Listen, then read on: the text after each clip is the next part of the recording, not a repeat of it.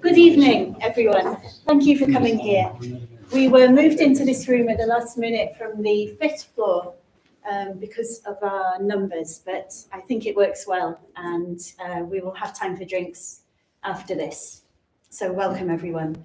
I'm delighted to start off one of the first events, which also forms part of the Review of African Political Economy's 50th year, and its relaunch as an independent journal. And I'm delighted to see some of the board here today, as well as contributors to the book. So I'm going to hand over now to one of the editors of the book, Leo Zeilig, who is going to introduce the rest of the evening, and I will be back soon. Great, brilliant. Thank you very much, Hannah. So the way we're going to run it today, welcome everyone. Thank you for coming. The plan today is that we try and keep it reasonably informal, and we have a number of speakers, and fantastically also some of the authors of the different chapters. So we're hoping that we can have a discussion about the book. We can have the different authors also talking about their contribution, and then of course Pascal will be speaking. So I'm going to say a few words as an introduction. We've also got a comrade and one of our first reviewers, Tokunbo, who's going to speak about the book, give a broad summary of his impressions of the arguments in the book and its significance. And then we have Heike, who's going to speak, who wrote a fantastic chapter on South Africa and the workers' movement in Durban in 1973. So Heike is going to speak as well. So first of all, a few words from me. What I want to say, first of all, and it always is a little bit boring if you're in the audience, but it's absolutely vital, is a huge thanks to Hannah Cross, who is the chair of ROAPE. So she's been keeping ROAPE going as we've been transitioning away from our corporate publisher and taking back the journal into our own hands as an independent publication, socialist publication. And Hannah's really helped lead that, and to the University of Westminster for having us here. And apologies for the move, but it seems it's worked out quite well because we're, in a larger, friendlier, more informal environment. In terms of the book, I think Pascal and I need to thank the Rosa Luxemburg Foundation that helped with some of the funding, and also ROAPE, which sponsored and supported the conference in 2019. I have, obviously, thanks to my two co-editors, Pascal and Ndongo, who can't be with us today, unfortunately, because he's traveling, who helped lead the project from its base in Senegal, but also for tolerating my absolutely appalling French. And working with me in English for most of the time, apart from a great launch in Dakar, in which I spoke in French, I think to the astonishment and horror of all the people that were there. So no French from me today. But I do want to kind of call out to Pascal. And Pascal, I have to say, this project really, it's all of ours, but it's mainly his. It's been Pascal's baby for a number of years, and he's nurtured it from its early beginnings before the conference, even in 2019. And also, I think it sits at the heart of his own commitment, politics, and passion, which is always to the movement from below. The actors, the socialists, the committed movements from below, never from above. And so I think this project and the lion's share of its work is certainly Pascal's. So I'm very pleased he's here today with us. And of course, to all the participants who were there in 2019 for that extraordinary festival, really, because it wasn't an academic conference, or it was only in part, it was also a celebration of the Senegalese left and the different movements around the continent. So this book is a hidden history. A hidden history on the continent's recent past, a past which is only several decades old. And this is not because the movements that are discussed in this book and the politics that are discussed in this book were marginal during those periods, but because they were either unsuccessful and they were also movements and politics of the radical left. So they've become marginalized in our understanding and our writing of history. So this is, of course, another reason why the book is so important in unearthing that. Right at the end of his life, the Algerian revolutionary Frantz Fanon talked about two curses for the continent. The first was that as a witness of the early days of national liberation, he saw that national liberation, and in particular as its leaders, as bringing about what he described as a lack of ideology. So in other words, there wasn't the critical politics, he argued, that could challenge both imperialism and the projects that were needed for post-independent statehood and politics across the continent. The second curse for Fanon was what he described as the pitfalls of national consciousness or national liberation.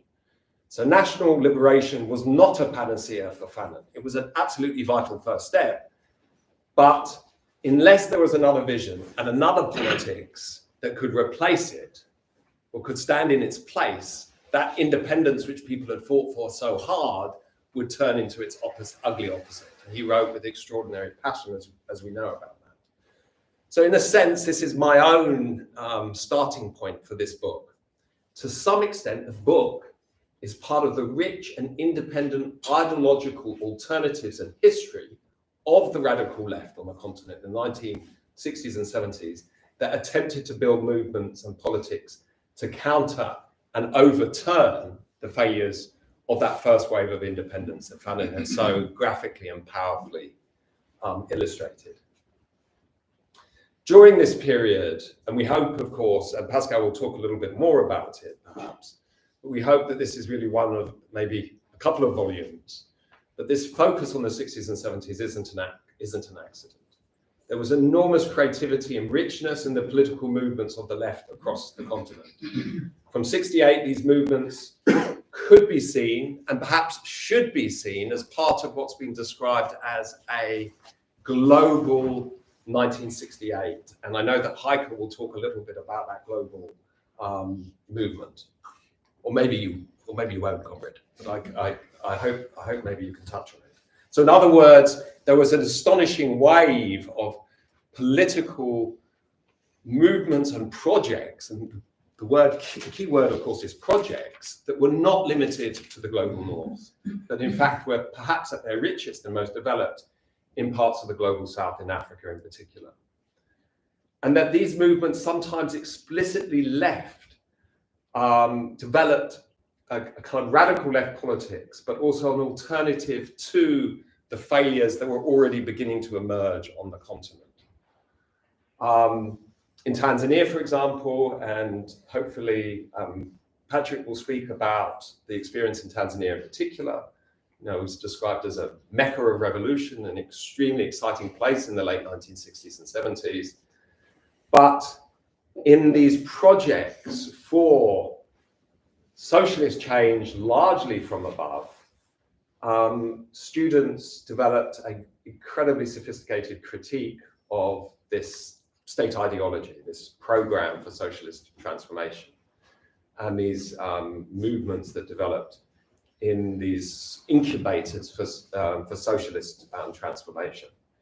And one of the most astonishing examples of that for me, which I know that that Patrick speaks about, is the work of Issa Shivji.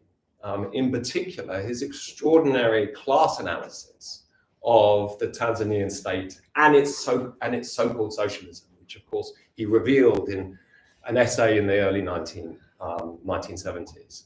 So the most astonishing and original Marxism. There was also the revival or the emergence of working class resistance and student militancy that targeted government policies.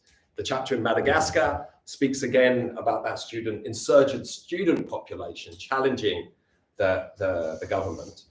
Heike once again will speak about Southwest Africa and the extraordinary Durban strikes of 1973.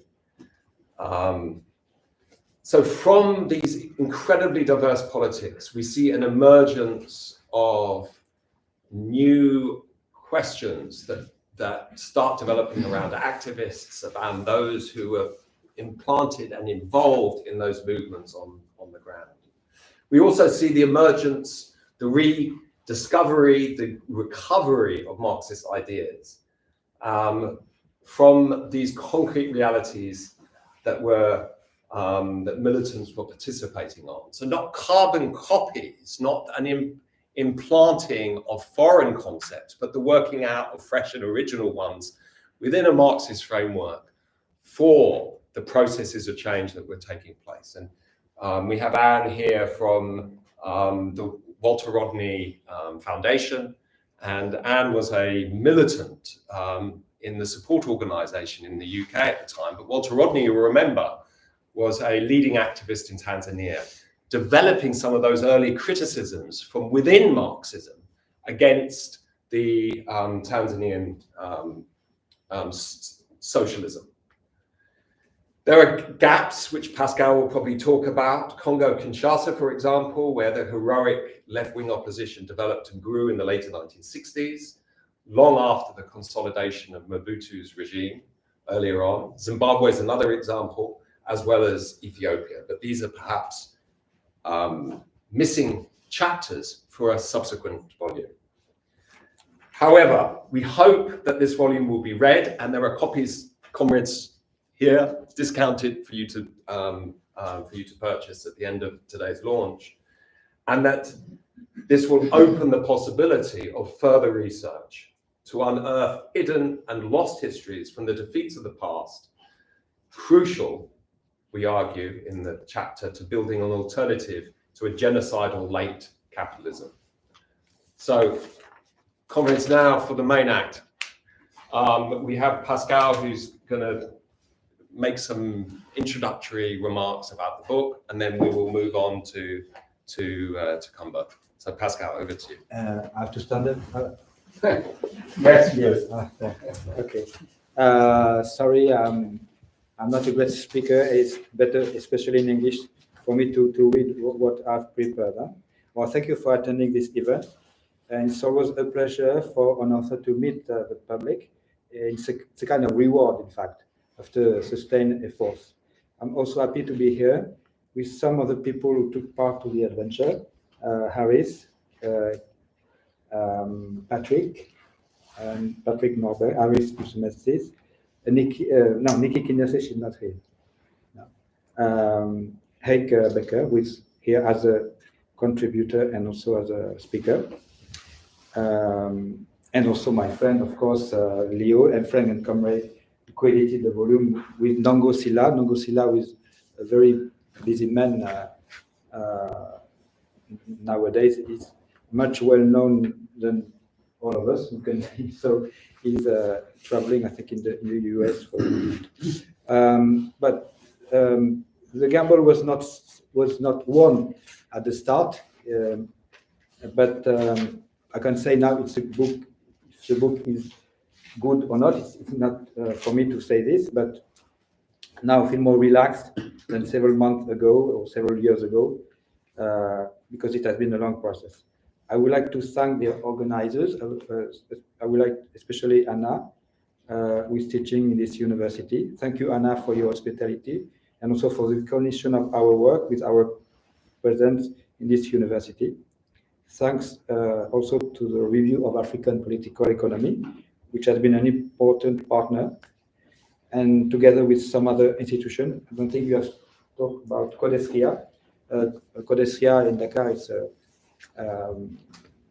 general institution for social sciences in Africa. And they, in fact, they also co-editor, co-publisher of the book. And thanks to Codesria, the book will be soon, I think, in open access. And also there will be a translation in French, which will be published with Codesria. I'm also greeting the speaker, Tokunbo Oke. I knew him through Zoom, but it's better to to see the posters in the flesh, I would say. Afterwards, I don't forget, of course, the publisher, Pluto Press. It should be David Schulman, but I've forgotten the name. Robin? Okay, Robin Virgin. Well, after this word, I would like to develop 3 points, and I won't be very long, to make understand the context of the book. And the first point is the origin of the book. Well, Leo has already talked about it, but it's a matter of relations. In fact, what made this book possible was the friendship between Leo, Dongo, and me. I know Leo for more than 20 years now, and Dongo for more than 10 years. We globally share the same views on the world and especially on Africa. But also I can't forget someone who passed away in 2016, Lila Shuli, who had lived and worked in this town. She also published articles in ROAPE about Burkina Faso.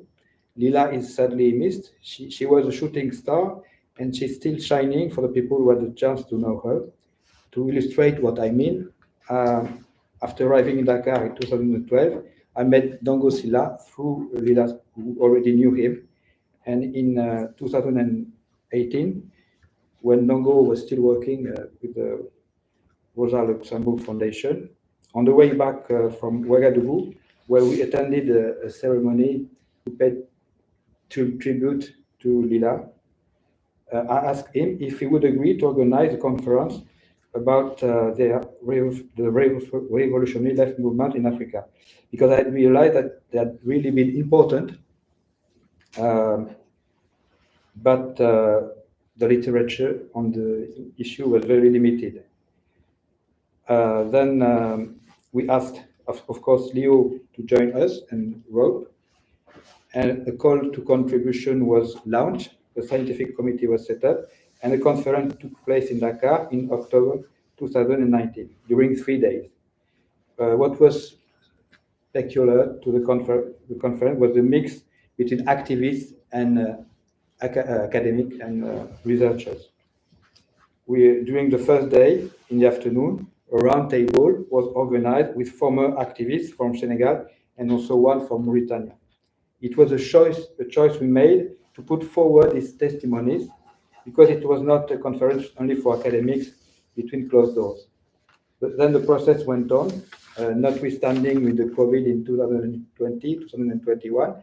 And in May 2021, we received the good news that Pluto was okay for publishing the book. Then started another cycle of reviewing and copy editing until the end of 2023. So this is the process I've summarized. The second point, the aim of the book.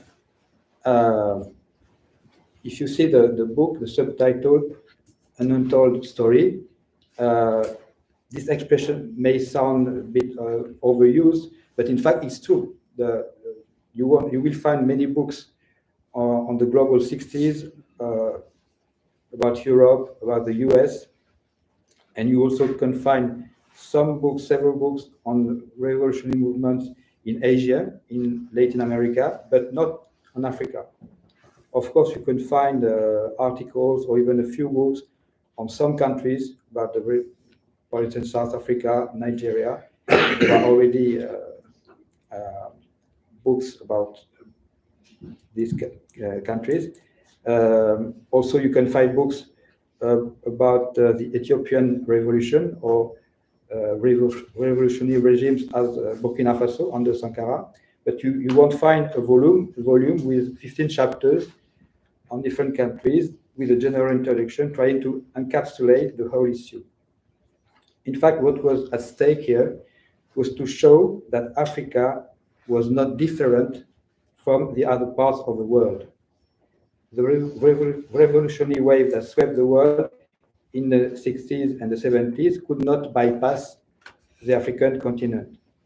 If there is one idea to have in mind, it is this one. So we'll go back on the content, but this is and the third point now. I go to the third point, the difficulties and the limits of this work. It could be, of course, the longest point, but I will try to make it short. Well, at first, it's a book which is more than 300 pages long, but however, it cannot encompass all the movements, the important revolutionary movements and experiences that took place in Africa. Well, for instance, Leo has talked about it. We don't have a paper on the Ethiopian revolutionary movement. There was a talk of this at one stage. It was a suggestion from the publisher, but it went a bit late, and then we preferred to leave it for maybe another volume. But it was also, furthermore, some other people will be disappointed not to have chapters about Kenya, about Congo, Kinshasa, RDC, about also Benin, formerly Dahomey, etc. Also, some issues could have been more explicitly addressed. What I have especially in mind is the gender issue and the place of women in this movement. But in fact, it's not an excuse, but in fact, we had planned to have one or two specific chapters, but finally we couldn't get these chapters. Well, maybe, as we said, there will be another volume to deal with these issues that have been left a little aside. But in the meantime, if the book could incite people to make research and to publish articles on the subject, it would be also a kind of achievement for us. A last remark, the book is not an academic neutral work, nor a militant pamphlet. We can say that all the contributors are committed intellectuals. Some of them were or even are still activists, but they are taking into account objective facts. They are even able to take a step back from the subject. You will also notice that the contents of the chapters can be very different from one to another. It depends on of course, the different realities, but it depends also on the authors who came from different backgrounds. But we assume this diversity of content, of point of views. Well, of course, I could tell more about the book, but I suppose that with the speakers and the flow, they will raise critical issues that I have not raised in the time available to me. Thank you for your attention.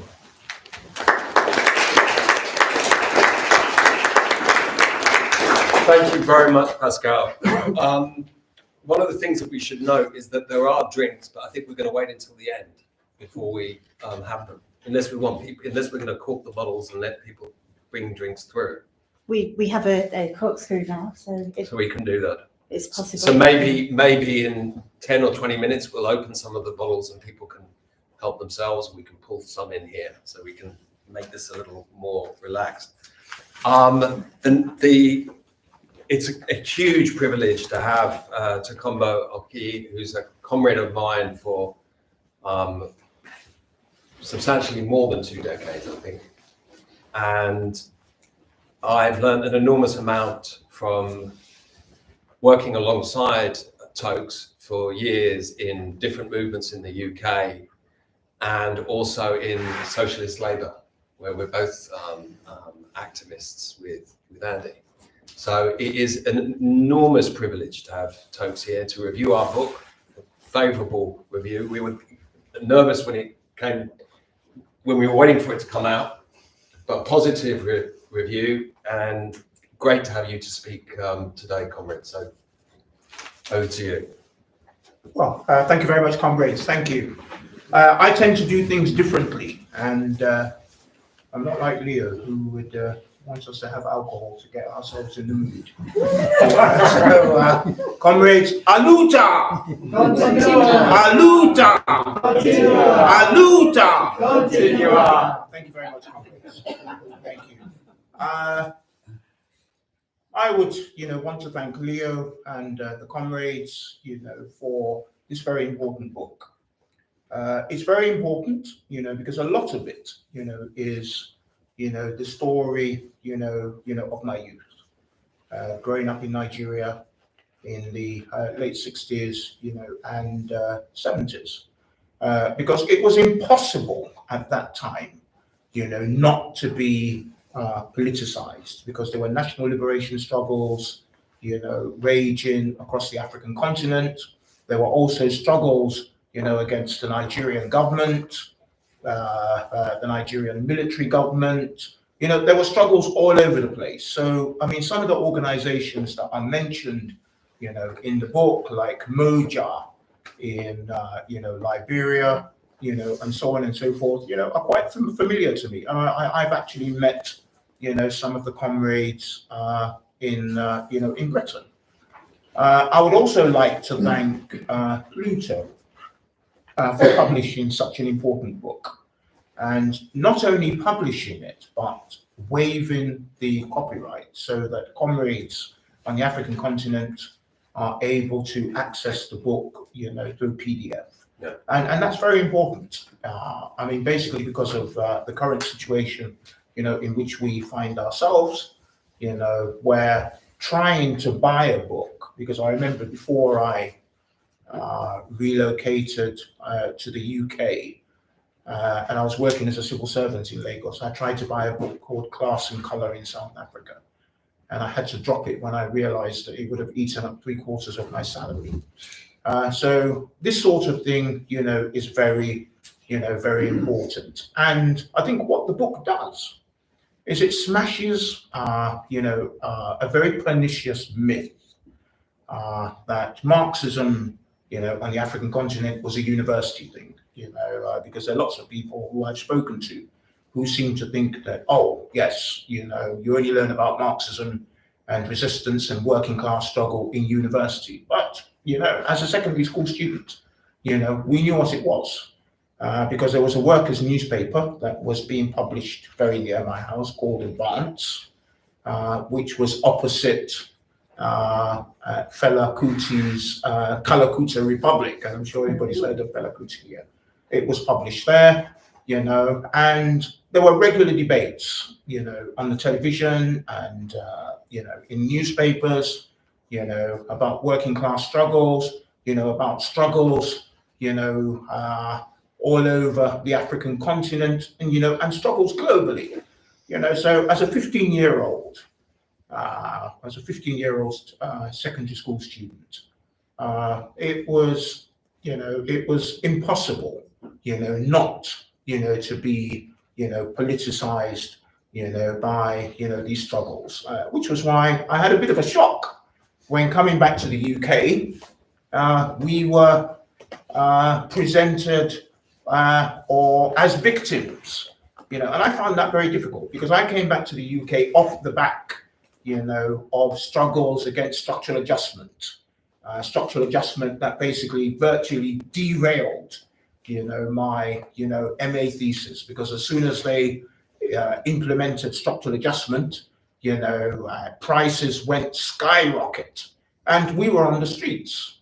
And for me to come back to the UK and find out that, all the writing about Africa was about war and famine, and whatever, and nothing about resistance, that made me, slightly, worried, which is why I've always pushed the fact that African workers have agency, and any of the progress, that, African people have benefited from, the working class was always in the vanguard, of progress. I mean, I had a free education, at university, masters, I paid very little, and I mean, it wasn't because, the government felt that we were such nice chaps and they wanted to reward us, with freebies. It was actually because people actually fought and died,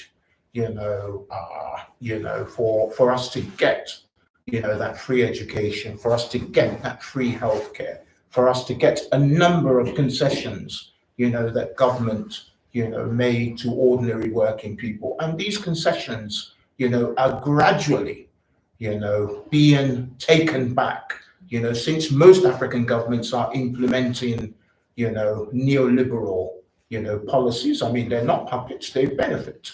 It's in their class interest, to implement IMF, World Bank, policies. But I want to talk about the book. And I want to talk about some of the chapters, that I found quite fascinating. One of the chapters was on Liberia.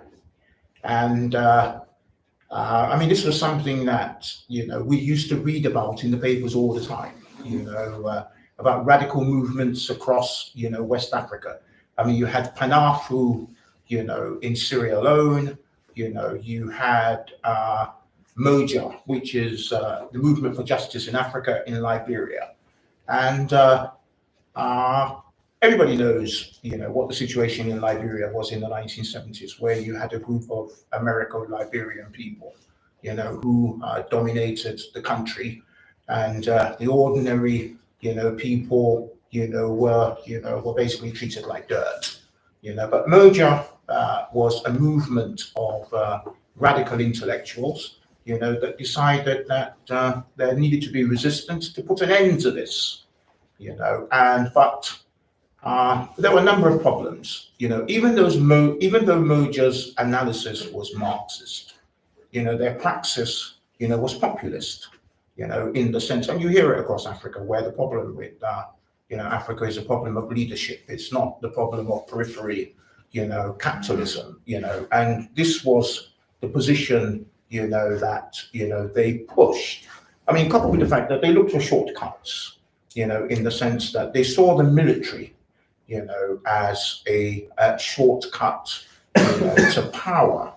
And, these were intellectuals and students, who used to hold classes, with the lower ranks, of, the military. In fact, if you look at, any footage of Samuel Doe trying to read his speech, he stuttered over it because it wasn't written by him. It was written by the Moja, comrades. And unfortunately, when Sergeant Doe and his coterie seized power, the comrades saw this, as a quick route to power, and joined them, in government. Of course, there was a backlash. I mean, the Americans were not going to have, any of this radical, nonsense, because in Liberia then, the CIA had a monitoring station that monitored, West Africa, so of course there was a backlash. And, I mean, the comrades were, should I say, dealt with. And this is a situation that happened, across West Africa, where you had across Africa, where you had military vanguards. I mean, it happened in Ethiopia, it happened in Benin, it happened, in Burkina Faso. And Burkina Faso is a very interesting, situation, because you can actually see the debates on the left between should we join the soldiers, or should we not, and there are a group of them who decided, look, the way to power is the self-organization, of the working people. It's not jumping, on the backs, of radical, soldiers. And we saw the same thing, in Ghana, where, radical intellectuals joined the soldiers, and the soldiers dealt with them. So I found that chapter on Liberia, very interesting. The other chapter I found interesting was Tanzania and the University Students' African Revolutionary Front. As many of you would know, at that time, Nyerere was pursuing a policy, of African socialism. One of my friends, who's a bit of a wag, described African socialism is if I've got one groundnut and you've got none, then I split my groundnut into two and give you half of it, which is not entirely true, but that was the way, it came across. But it was a very top-down, kind of social, project, which actually left, capitalist relations, of production, in place.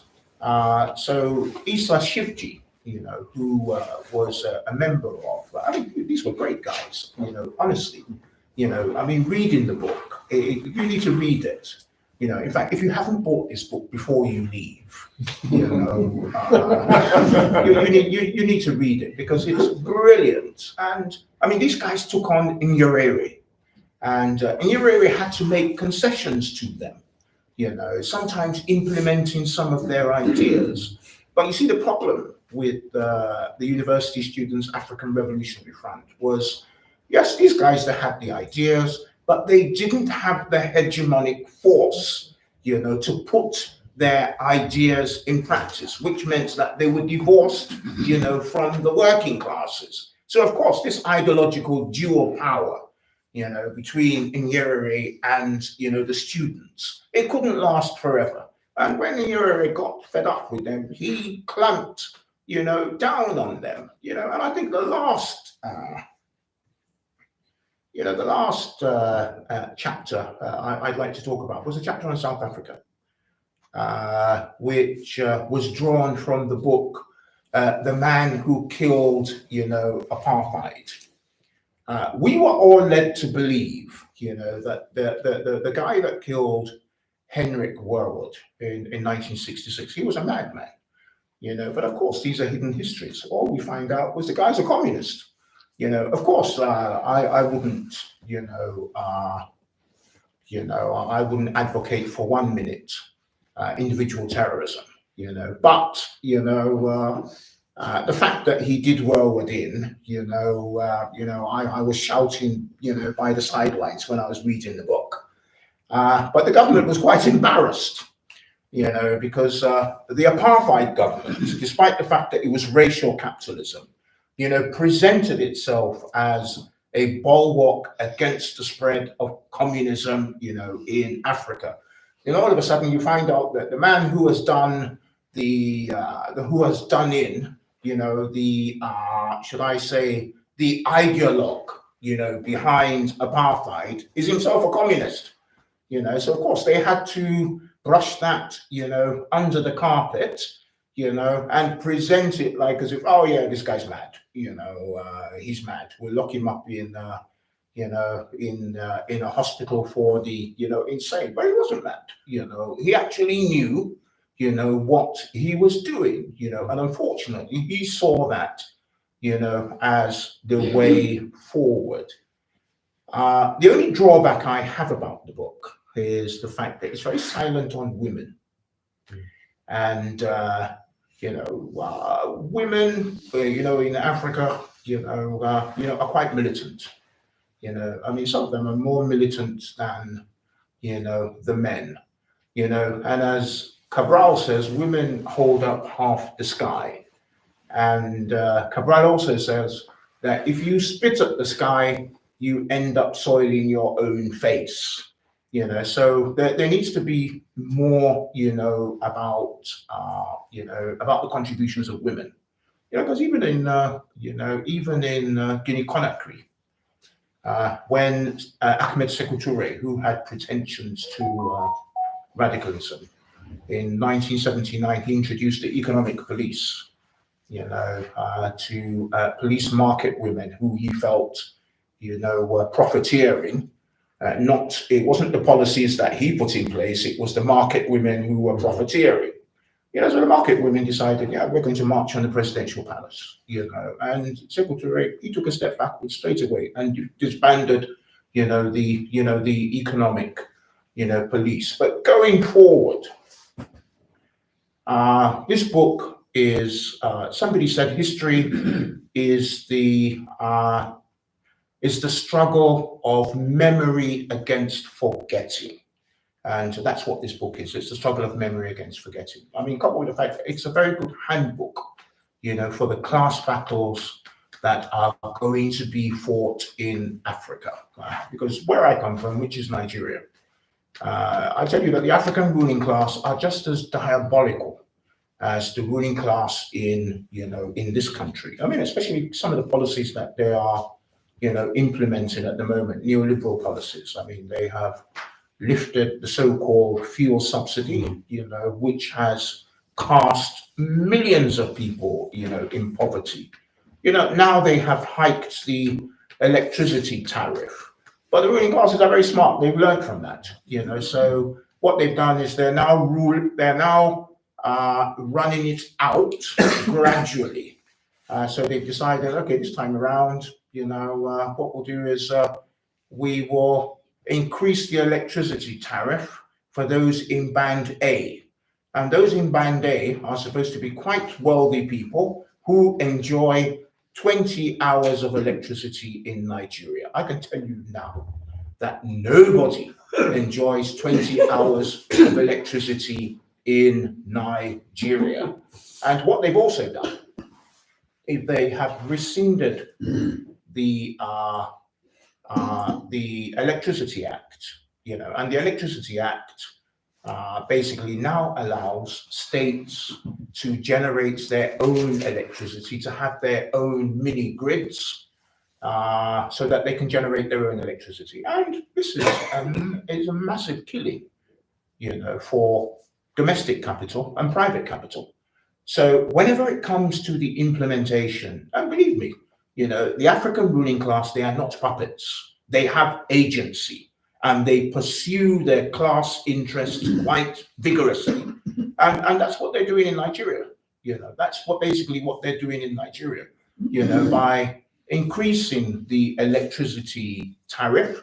Basically what it means is that, and all the electricity companies have been privatized, the same thing here, with the same kind of arguments, that, the system's crap, but if we privatize it, it will get better, it's not the business of government to be in business, and so on and so forth. And of course, the system, is the supply is still, the same. Some people call it, it's an epileptic supply, of electricity. I mean, it comes and goes, as it pleases. And what you find out in Nigeria is that you are paying for darkness. You're not paying, for, electricity. But, there are class battles, to be fought, just like there are class battles, to be fought, here. And to be honest with you, if you take a worker from England and you put him in Nigeria, he will soon realize, that the same bastards, that are in government, in this country, like the schoolboy Sunak and others, there's no difference, with the same bastards who are in power, in Nigeria, which is why for me, Femi Badanak isn't a strange figure, because I went to school with these kind of people, and, quite frankly, they come from very privileged backgrounds, so if they come here and they join the Conservative Party, they're not sellouts. You need to sharpen your pencil, and look at them through the prism of class. They have nothing in common with us. They have more in common, with the ruling classes, of this country. So in short, this book, it was a pleasure to read. But comrades, let's take it from the realm of theory and put it, into practice. Because with the polycrisis that this world is facing, we see inter-imperialist, rivalry. We see wars in Ukraine. We see what's happening, in the Middle East, where there's a little country, I'm not going to mention the name, I spent, many years gaslighting people, and, we see, governments not wanting, to let go their project, in, the Middle East. There's also the climate crisis, that is caused, by, the fact that there's a rampant capitalism that does not care, for the environment. In fact, the last pandemic is going to be, it is not the last pandemic, there are more to come, You know, as long as capitalism keeps on destroying the environment, you know, there will be more pandemics, you know, to come. You know, and there's also the economic crisis. The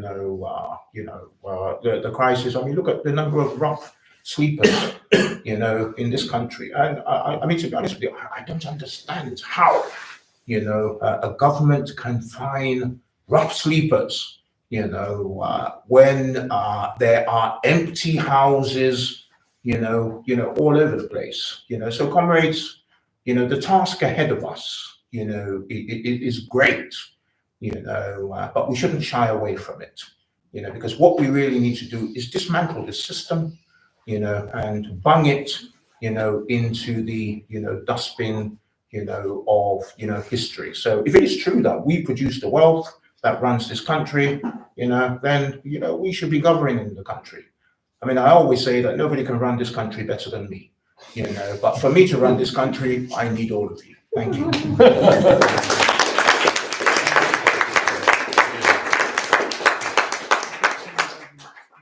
Thank you very much, comrade. That was brilliant. And the points you raise, I hope will come up in discussion, and not least the point about gender, which I think is well made. There were, however, many women participating and writing as part of the project, including Heike, who wrote an extremely powerful chapter on the astonishing movement of the working class in South Africa, in Durban in '73, and a parallel movement also in Southwest Africa. So it's fantastic. We've got Heike who's going to speak for about 5, 6, 7 minutes about that movement and about her participation as well in the conference. Thank you very much, Heike. Hi everyone. I'm from the University of the Western Cape in South Africa. Spending some of my time, sometimes also in Berlin and occasionally in the UK. But my main point of my life and my work is that I'm teaching at the University of the Western Cape in Cape Town. And I want to start from there because over the past few months, we've been quite proud of South Africa for a change.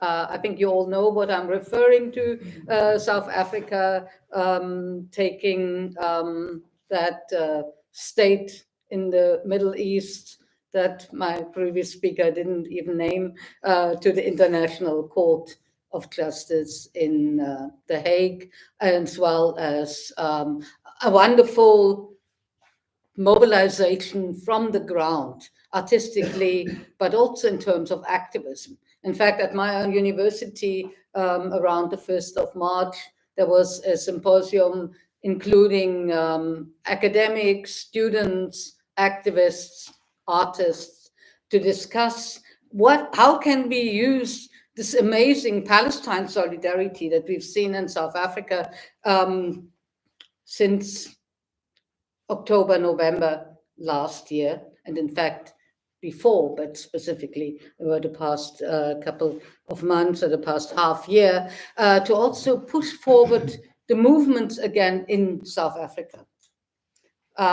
Because, as I said, in this case, activists, academics, artists, all rallied behind the South African government, which otherwise has, of course, pursued a policy over the past, decades that one could best describe as neoliberal, reactionary, and corrupt.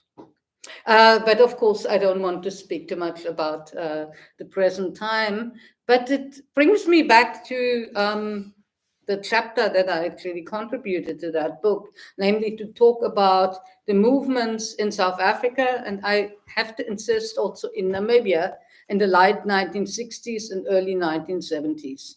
Movements that came up at the time, mobilizing students in Namibia, high school students, because there wasn't even a university in Namibia at the time. In South Africa, university students and working class activists, and bringing them together.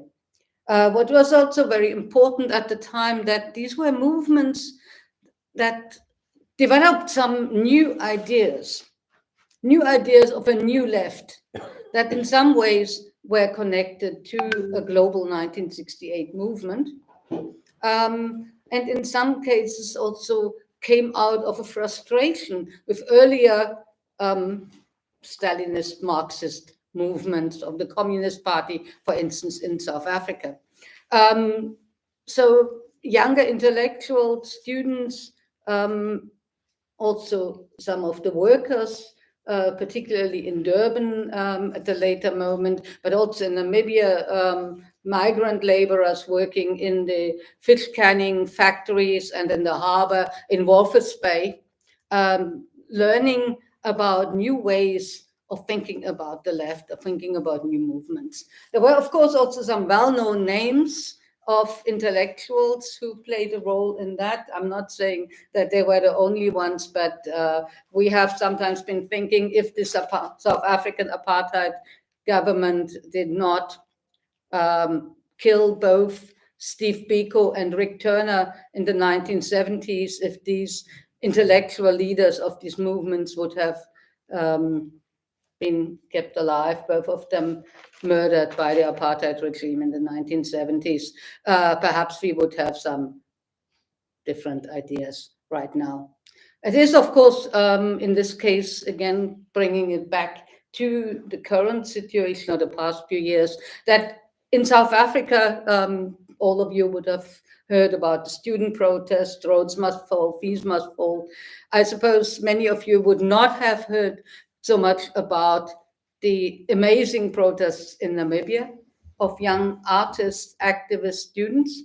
I wrote some short articles that the ROAPE blog has published, so perhaps you have read some of that. But again, you have these new movements coming up now in the last few years in South Africa from about 2015, when the roads must fall movement started at the University of Cape Town. And unlike in the UK, the road statue was removed after 1 month of protests. In Namibia, it started in some ways from about 2016, but mostly about from about 2020, when again, young people of different backgrounds came together protesting against a statue of a former German colonial officer in the center of Windhoek, but also at the same time bringing up intersectional struggles, something that perhaps sometimes we don't really see so much in Europe. So in that case, I think it is really very important. The conference had, of course, the idea to tell the forgotten, the made-to-be forgotten histories across the African continent. When I got the call, I said, yes, I want to participate, I want to present, but I don't want to present yet another perspective on the rather well-known story of the Durban movements in January 1973. This is something that has been really discussed a lot, and they've been seen as a turning point in the South African history. But there were these movements that happened before the Durban strikes, starting in South Africa from about 1968, where there were student protests, both from white students, but also from Black students coming together, and then coming together also through student initiatives like the Student Wages Commission, allying with workers and pushing that forward. At the same time, there was the movement in Namibia where there was a general strike that often people have not heard about in December 1971, January 1972, of the contract laborers, which again included a lot of students who had been protesting before, had been expelled then from their high schools, had to take up contract laborer jobs, and then started mobilizing again with the working class people. So I think that was really very important. When we're talking about the conference, I think that specifically, I think Pascal and Dongo organized in Dakar in October, November 2019. I think it was really an amazing energy that also came out of it. As I remember that I personally got that conference to also adopt a resolution to protest against the xenophobic attacks against Africans of non-South African citizenship in Durban. There was also, I think, I was quite pleased that an employee of the Namibian embassy in Dakar also came to attend the conference and be very happy that for once in such a Pan-African context, Namibia was really featuring prominently. So this was really fantastic, and I'm very happy that we have that book. I'm not sure what I can say at that point. I think there will be more book launches perhaps happening. I think there will be one in Paris, Yes. and Monday. and I understand, I'm not sure how much I can say at this point, that the Rosa Luxemburg Foundation is thinking of even further events. Fantastic. Thank you very much, Heike.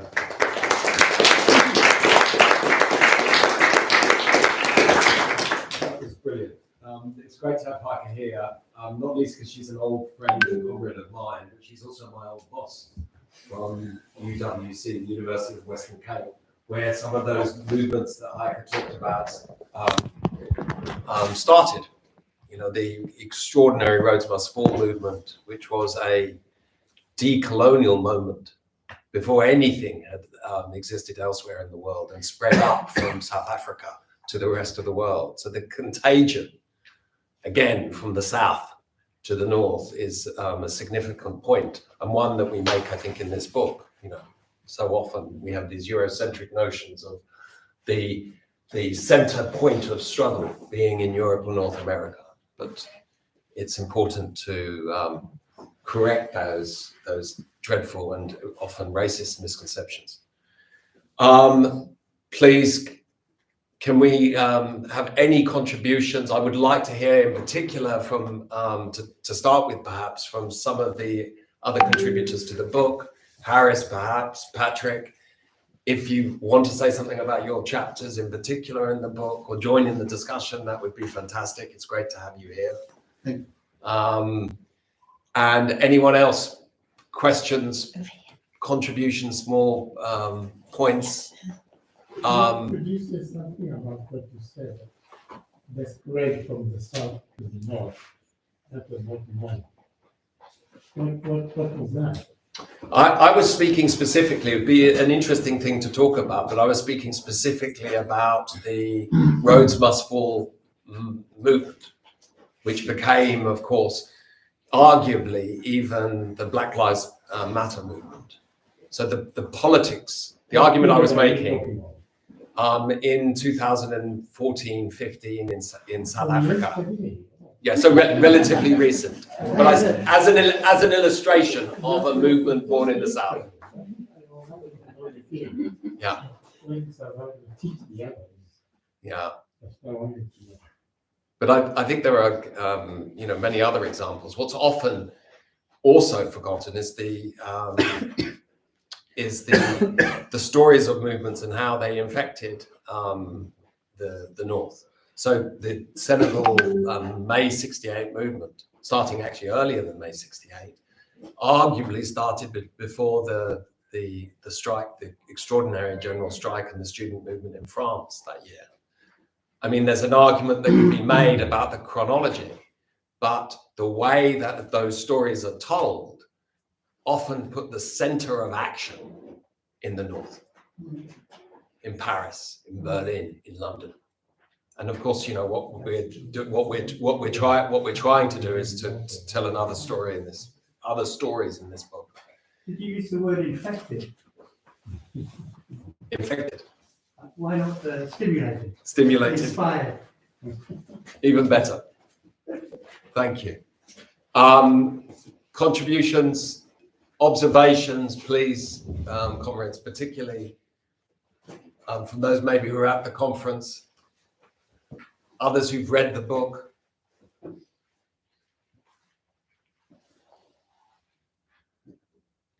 Often also it's the shortest contributions, the questions asking for clarification, which are the lead to the best discussions. So anything that you want to add. Can I ask a question? Patrick, go ahead. This is a question to you and Pascal. When you were putting the book together, and sorry, I assume there was moments when you were looking at all the chapters at the same time. What were the strains running through? Because I think one theme that has been touched upon by a lot of speakers is kind of how these ideas, these left-wing ideas, these progressive ideas, but also specifically the idea of class, how these are universal, and this is why these histories will have continued relevance, not only in Africa but across the globe. And on the chapter, the chapter I wrote on the students' movement in the University of Dar es Salaam, one of the things I was mostly focused on or interested in was sort of Marxism-Leninism, right? Ideas that are, German, Russian in origin, but how Marxism-Leninism is inherently international, how it goes around the world and it sort of gathers these different perspectives and these flavors.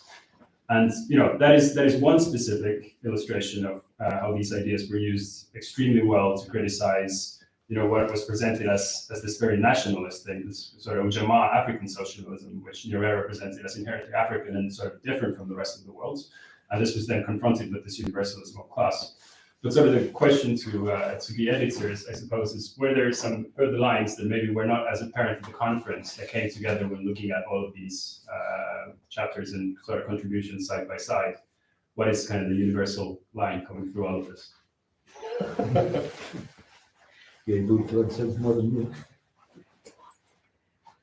Okay, well, what we'll do, using the chair's prerogative, is maybe take a few questions and then come back to that point, which is a very good one. I'm also aware that there's a danger of sucking up all the attention from the front when we want to discussion as much as we can. But thanks for that, Patrick.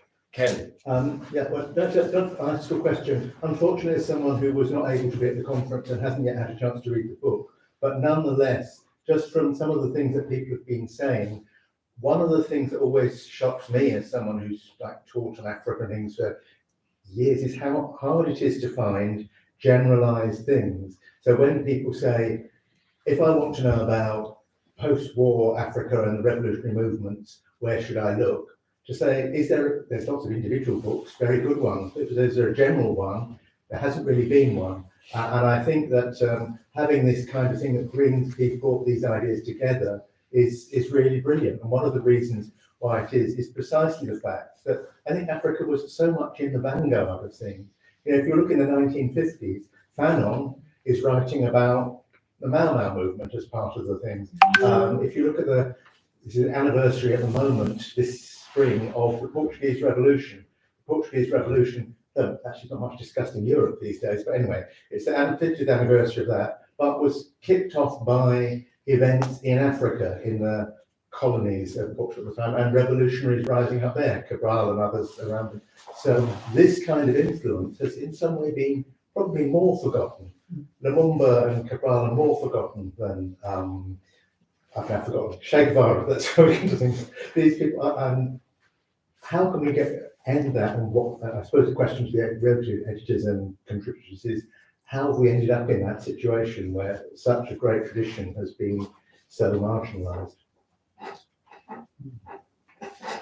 Excellent, thank you. Thank you very much, comrade. Anyone else? By all means, have a go at any of these questions as well yourselves, if you want. Any other observations, stories, experiences, perhaps that you have yourself of this period? There may be a need, I don't know, to highlight some leading African academics, political economists, and so on, who produced ideas and took part in revolutionary movements or inspired particular revolutionary movements. What comes to my mind here, in particular, Samir Amin. I read the first time the concept of class in 1969 at Makerere University in Uganda, because a friend had smuggled in that pamphlet by Africa, published here in London, paradoxically, the colonial headquarters. Right in the belly of the beast, Africa Research Group. I'm still looking for who they were, which in itself is a story of the debate that took place in exile, for example, among South Africans, and how those influenced the debates at home. But those two aspects, they need space somewhere to be told. Ideas produced during the struggle, unfortunately, most of the time, do not be produced on site, but had to be produced elsewhere through building alliances. Now, that immediately requires a coverage that includes activities abroad by the revolutionary movements and showing how the connection was international.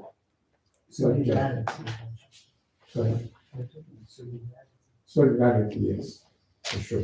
Yeah, well, I mean, I think that's an excellent point. And we'll certainly come back to it. Comrade.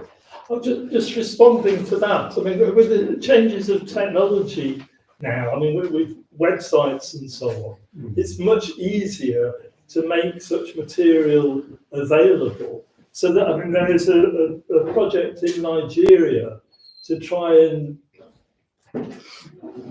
produce like e-copies and put on a website of material that has been written by Nigerian socialists and Marxists. So, and obviously, like using that technology, I mean, it's then available to the world, whereas, you know, the books are wonderful, but they're only available physically in one place. So, I mean, we do have the technology now, and hopefully, you know, more places will do that and then do the research and get the copies, so you can make electronic copies of the material that was, you know, written in the past by the local socialists and Marxists. Brilliant, thank you, Andy. And there's also, I think, a good point to be made. You mentioned a kind of habit of publishing solidarity material or analysis, which was to help the struggle that was going on in Africa. One example, of course, of that is ROAPE, the Review of African Political Economy. You know, and in the first, as we'll probably be discussing tomorrow, and there's another launch of a collection of interviews with socialists and activists and revolutionaries tomorrow. It's our 50th anniversary, ROAPE's 50th anniversary. But one of the debates at the time in 1974 was, you know, we're just holding it here until the liberation of the continent. So it was a holding operation until there was a liberated and presumably friendly state where the journal could base itself. That, of course, became, that was postponed. But there are lots of questions about, you know, what do those, you know, and there was a huge range of different publications that you just illustrated. And what was the significance of that? How did it impact their politics? Did they manage to return to the continent in some cases? And what were the successes of them, of that move? I think those are really interesting questions. Comrades, any other contributions? Sorry. So I just wonder if anybody in the book kind of touched on maybe Garveyism or any like organic revolutionary movements that originated in Africa. So not Marxism or socialism.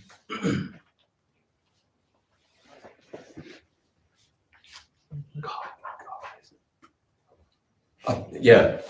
So the comrade was just making the point whether the book touches on any other political traditions.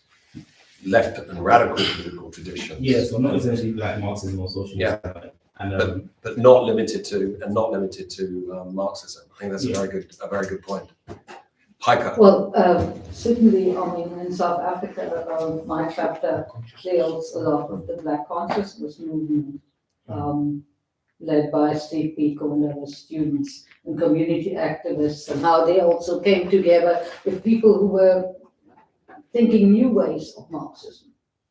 So, I mean, to some extent, I mean, they Well, not Marxists at all. well, not Marxist at all. I know the Steve Black Biko's consciousness movement was certainly not Marxist at all, but they were working together with people who were coming up with new ways of thinking Marxism, in some connection also with the global 1968 movement.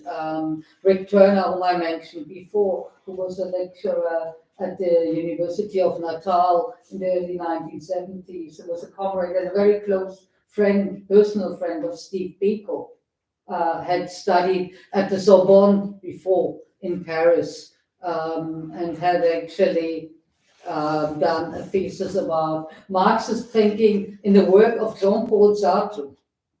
By 1966, he was back in South Africa, but he, of course, also brought some of that specific thinking that from an existentialist background into the thinking and into the teaching with his students. And he was very close, politically as well as personally, with Steve Biko. And he even came up with an idea where he said white South Africans need to think about white consciousness. He didn't mean something like white supremacy, but he meant a critical thinking about whiteness. And that was written in a book, the book that he was through the needle in 1973, I think. It was published. So there was some kind of different thinking going on that, unfortunately, in South Africa, after the repression, and in Namibia, and that's the repression again in the early 1970s, that kind of thinking evaporated in some ways. So, but yes, there were, of course, very different ways of thinking. When you think about today, Leo mentioned when we're talking about the present time, the movement like Roads Must Fall in South Africa, which played, and I would absolutely agree, and I think I've written about that in certain contexts, that this was one of the starting points of the more recent Black Lives Matter movement. And the movements that you have now at the moment are in some ways much more radical and intersectional. I think that's very important about it, than movements, for instance, in Europe, but not necessarily Marxist. I mean, some of the student movements allied with workers. Some of them had some influence, often say reinvented Marxism, but it is not necessarily something that is really so outspoken. But it is important also, I mean, for students to pick that up. I know, for instance, from one of the classes that I taught about the connection between Southern Africa and the and authors of Caribbean origin. So obviously Fanon was someone that our students had heard about, but they had never heard, for instance, about Walter Rodney. And they were really very impressed with this kind of thinking, and to say, well, the cultural racism that we are dealing with, the white supremacy, this is all very important, but we also have to look into the political economy. I don't think that these students have now signed up for any kind of Marxism, but they have seen a need to also think more about the political economy and bring that together with the forms of what in South Africa is being called fallism. All these racist capitalist structures must fall.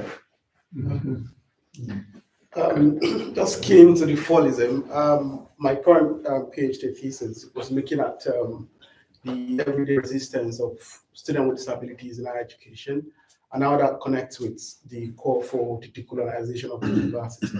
I'm listening to everyone's with the student movement, and I'm kind of thinking of how these are well connected, but also untold, especially from the perspective of people with disabilities in Africa. And when we look at the thinking and doing of disability research, it's largely informed by modules from the north down to the south, as we've been saying.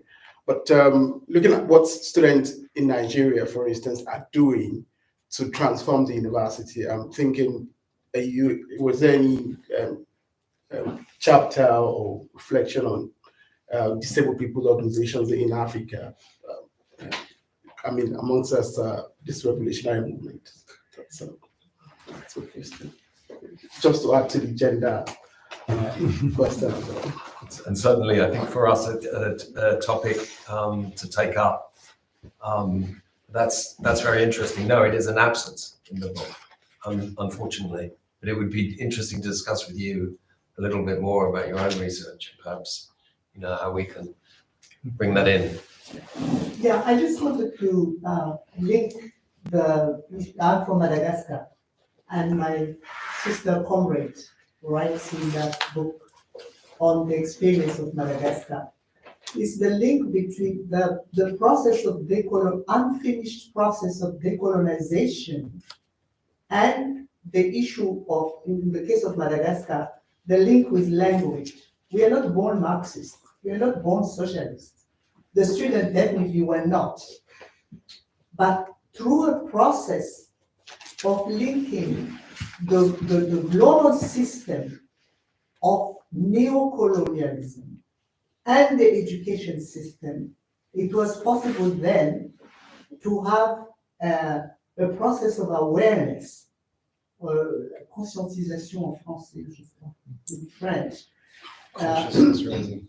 Consciousness raising. Consciousness raising, exactly. Awareness, which then becomes the basis, which became the basis of the connection of the student movement with the other groups like the workers' movement, the trade unions, the peasantry, and the small bourgeoisie, if I may say so. And then the Jouam, which were the lumpen proletariat. It was not the proletariat as itself, but Madagascar was not an industrial country, but the lumpen proletariat in Madagascar. So the basis of that was the reappropriation of the education through the language, the Malagasy language. And that is the foundation of the movement.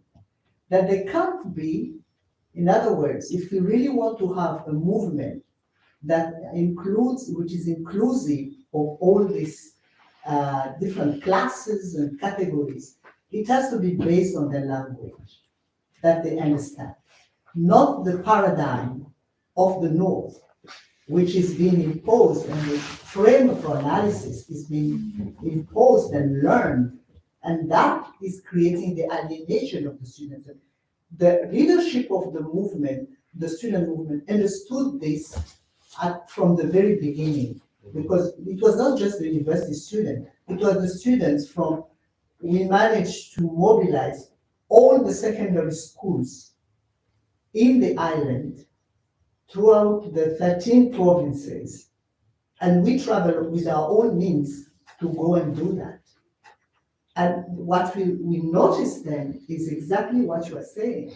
There can't be a process of appropriation of an ideology and the formulation of a theory if it is not based on the language and the understanding of what the social process in a particular place is. So we need to be very careful, because sometimes we use this language of socialism, Marxism, and we debate in a very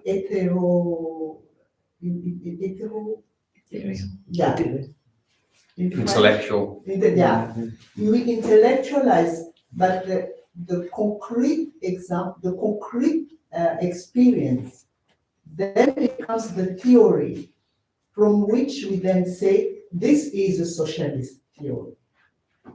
We cannot say we are socialists and we want it to be like this. And that's what happened in Madagascar, because all the political parties which emerged from the struggle of the students became either of the Chinese obedience or the Soviet obedience, but they called themselves the Party for the Dictatorship of the Proletariat, for example, MFN, or the Party for the Appropriation of the Malagasy appropriation of themselves. So it creates a social organization which contributes to the decolonization of the structure, but also of the mind. And I think it's important that we put emphasis on that and not begin by saying, we are Marxists, we are socialists, and this is what the precepts of the theory says. And that's why I had difficulty with the debate, the Dar es Salaam debate. That's the problem that I am having with it. It's a very dry debate. I'm sorry to have to say this, or no, I shouldn't be sorry.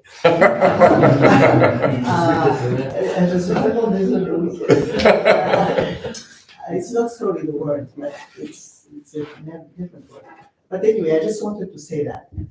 But also in Madagascar, I was very shocked by the fact that there is no mention of a solidarity of Nigeria to Madagascar, of Zimbabwe to Madagascar, of Madagascar to South Africa, unless it is to the liberation movement, which is at the very political level. But for people's struggle, there was none in the 70s. None. Benin was the first country where a student movement was able to change the Benin, Dahomey, and Sankara. But there was no such a thing as active solidarity like we are talking now. I never felt it myself. I was part of the movement and one of the leadership, but I never had the possibility, or never heard, never sent anything to Benin or to them. So there was no possibility of linking struggles. So I don't know at which point we are going to, the book is brilliant, by the way, it's a brilliant initiative, but at which point are we going to make the analytical perspective on how all these things are linked to the problems that we are facing now? It's an unfinished business.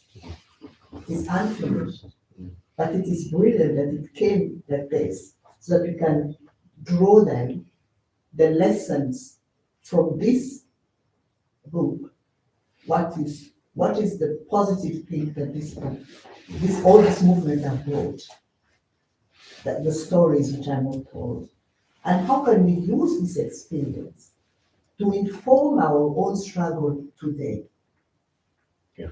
Because today we are I don't know in the other countries, but in my country, in Madagascar, there is a total apathy about politics. Why? And the excuse is life is very difficult. We have to look at what we are going to eat today first, which is legitimate. But then how do we mobilize in this context? Well, thank you very much. That was fascinating and important contribution. And one of the things, as you were speaking, that I realized I've messed up with is the recording, because there's, I don't know how many people online who are also watching along. And I should have turned the camera around. So what I'm going to ask Tanaka, if you could just turn the camera slowly, the computer slowly around, so everyone can see who's here. Just all the way around the room. No, I think that's, certainly from my perspective, I think that's absolutely vital. And I think what you say is also what we were trying to target in the book.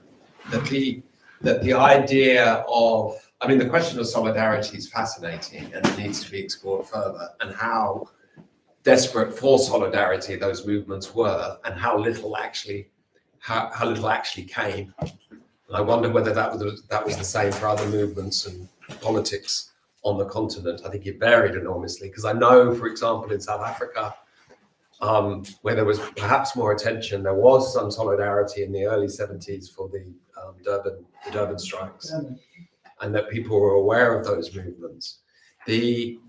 But the point of one part of the book is to say that these were not imposed Marxist categories from the North that fell on people's heads, and that were imposed on diverse and complicated circumstances. These were movements, in some cases, activists and intellectuals, and both of those things together, working out for themselves, as you say, through putting money together to take a bus with your comrades to reach the rural areas in order to spread a political argument. Exactly the same was going on in all sorts of ways. And that the best analysis about the weaknesses, for example, in Tanzania, came out of those who were engaged in it, you know, through their errors, through their experiences, and also through their heartbreak. And I think one way of describing Walter Rodney's movement away from supporting what was essentially a top-down project in Tanzania to essentially a project of the self-emancipation of working people in Guyana when he went back in '74, was the working out of an original Marxism, which probably gets back to your point, you know, that these were not, they were giving to the world a method of analysis and the use of Marxism, which could be, further from the Stalinist imposition of certain concepts, which could be universally applied. So it was, you know, there's incredible richness, and partly, you know, the book tells that story. Right, I think we're approaching the point in which we're going to get up and get some wine, or maybe not, in the case of times. But I'm going to invite Pascal to come back on some of the points. I won't be very long. Yeah? Thank you, Pascal. Just, I think it's Patrick who, if I have understood the question, what would be the link or the general idea between all the chapters? I think that something maybe we haven't said clearly enough. I mean, I think it's important to say that the revolution, it was at that in the 60s and 70s, it was not something vague. It was something very concrete. It was something supposed to come very soon, and the people acted in this way. And it's important also to tell this because for the today's generation, it's not obvious that we had such a situation. And I think maybe all the chapters we see that people are fighting for a revolution. That's one point. The other point about Marxism. Marxism at this moment, I would say that everybody was Marxist or nearly. But for instance, in Senegal, it's interesting to have a look at what was the situation in Senegal. In Senegal, Senghor was the head of state. Senghor was an important intellectual, whatever you think of his politics, but he was an important intellectual, and he was not claiming for Marxism explicitly, but he had in the 60s 2 French advisors. Jean Rousse was one of the first Trotskyists in the 30s. He was close to Trotsky himself. Afterwards, he became a social democrat, and also someone I knew very well, Pierre Fougerola. Fougerola also was formerly a member of the Communist Party. Well, afterwards, he was close to one of the Trotskyist branch in France, and he was an advisor close to Senghor. But finally, when the 1968 occurred and he was against Senghor, and finally he was expelled in 1971. So, and also I think important that Senghor himself wrote a book or small book, which is in French, Pour une relecture africaine de Marx, which means for a new reading or rereading of Marx. So what I mean is that Marxism was very well considered. It was not an insult to be a Marxist, which is in the late years it's different. So it's important to, and another thing also is that there are some chapters in the book. Of course, the chapter written by Irène Rabenero about Madagascar, but also chapter written by Ibrahim Aouane on Senegal, show that what was important is it's the same, was to Africanize the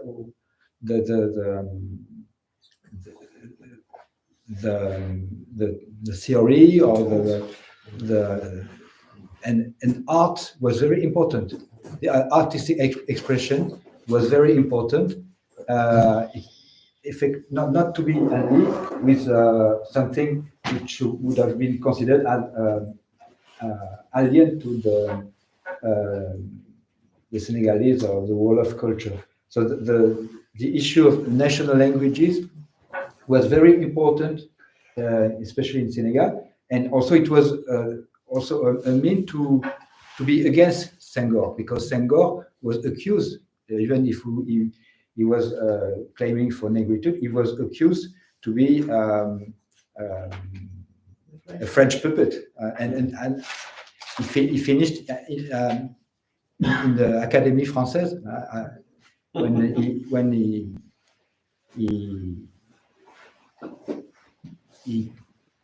was retired from politics. Yeah, I think it's the 2 points important, 2 points and a half, in fact. But now we can go. If you... Thank you, Pascal.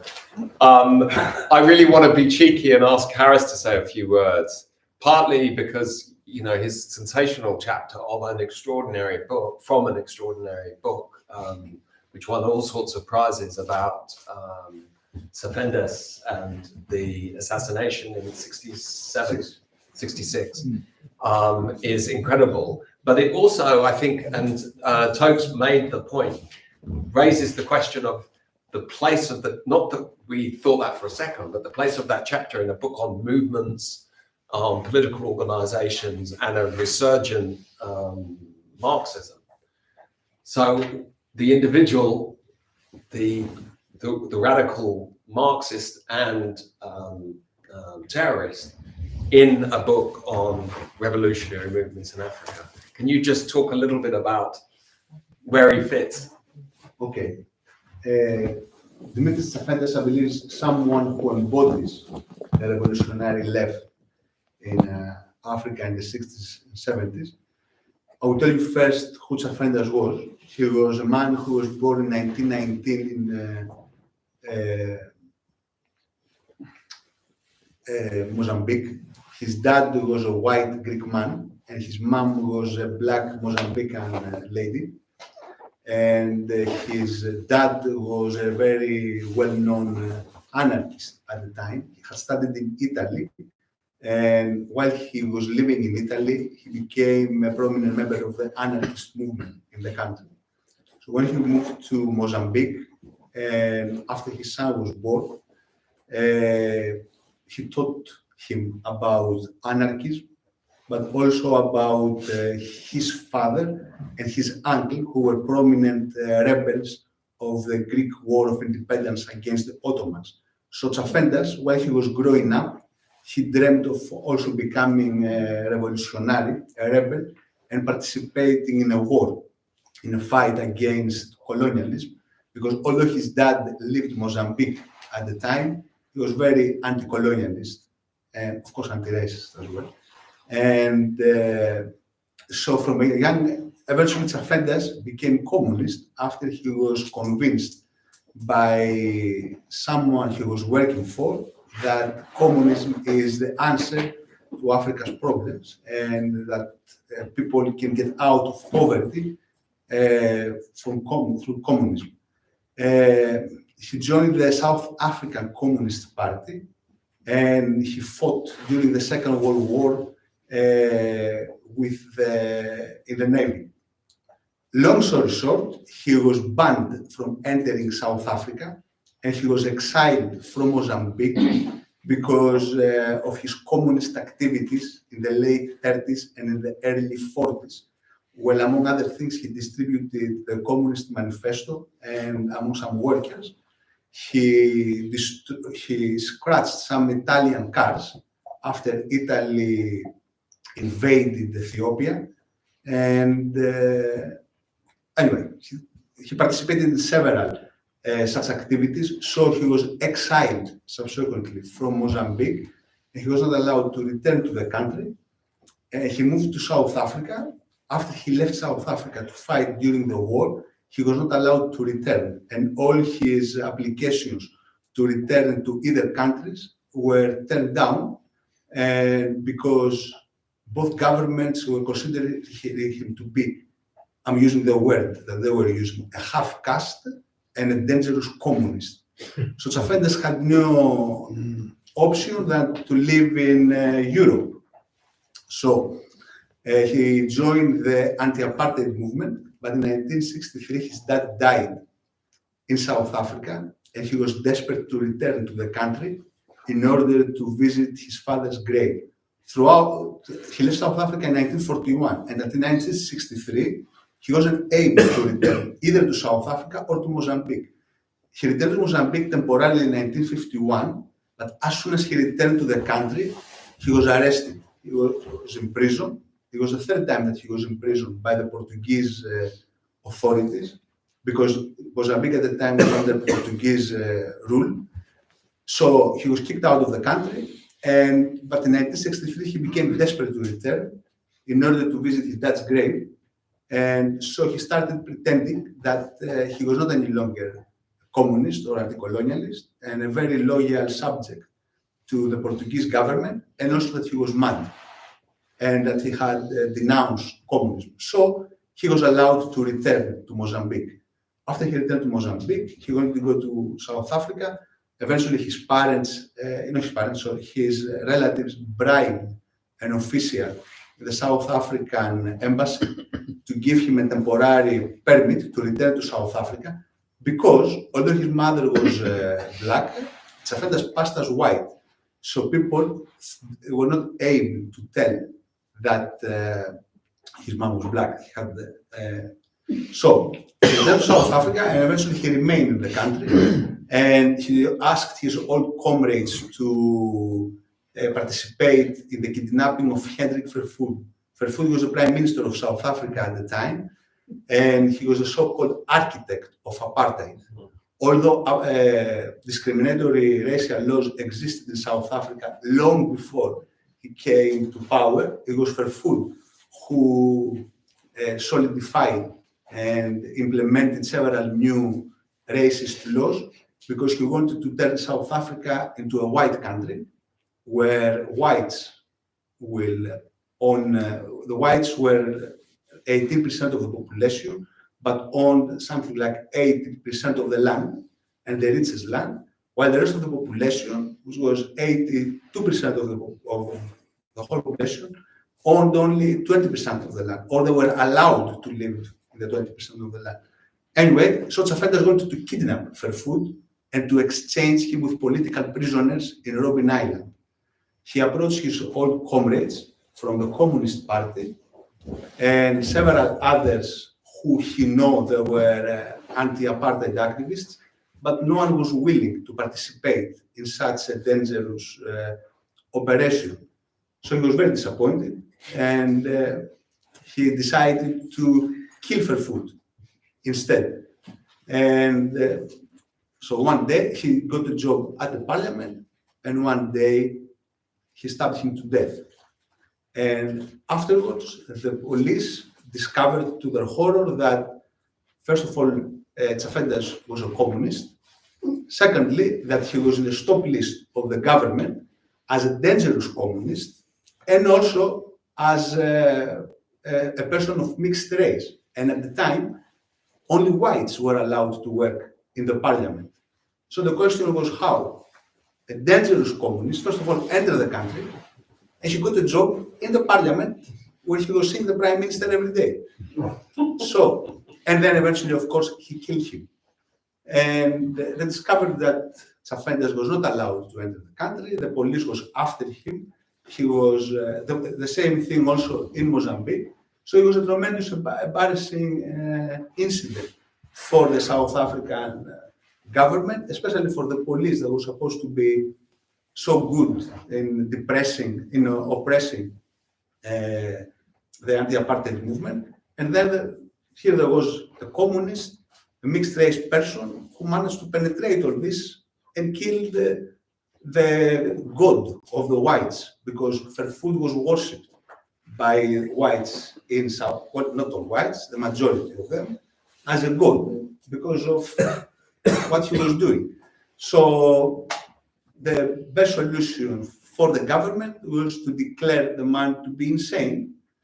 But although he was declared to be insane without any political motive, because Tsafendas' political activities at the time did not become well known immediately, only half of the truth came out.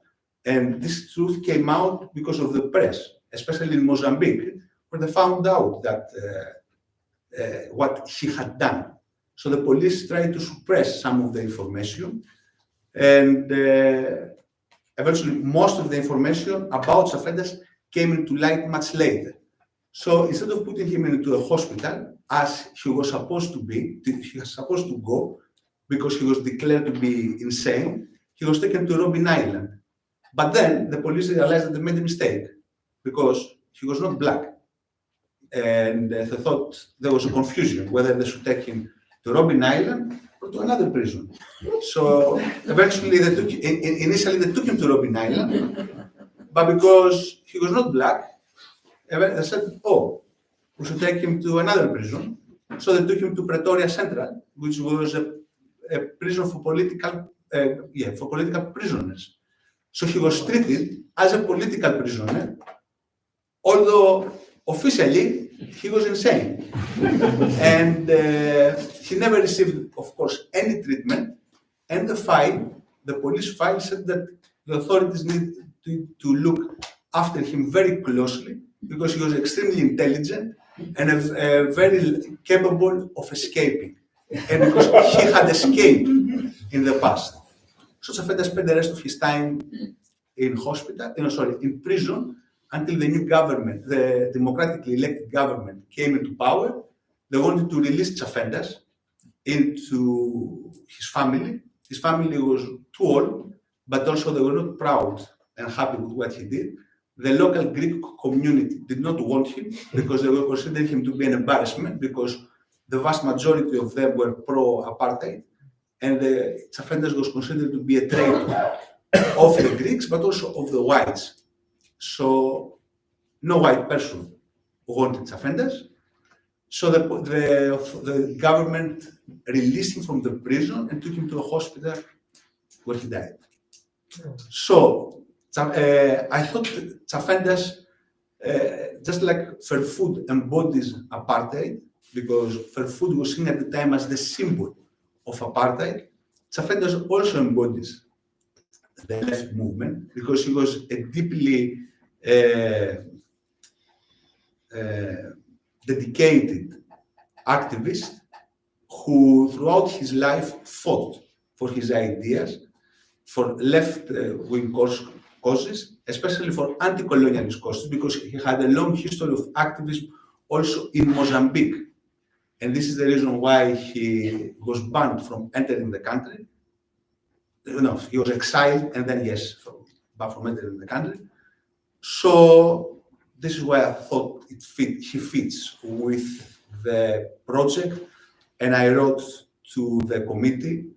I talked to them about Tsafendas, and they agreed to include him in the conference and in the book. And thank you very much for this. Thank you very much, Harrison. It was the completely correct decision and the quintessential hidden history.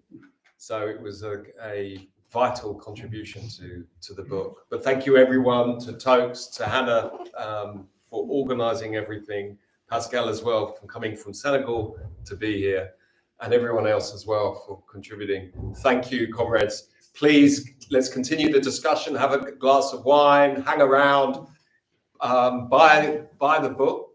How much? I feel terrible saying that, but of course, How buy much? the book. How much? How much is the book? I think it's $12.99, is it? Depends what your discount is.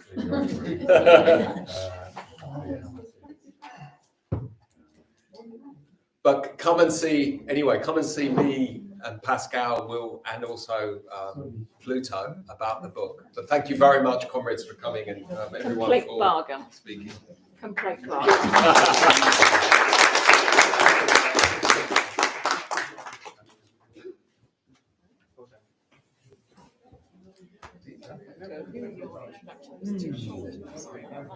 It's okay. I'm glad because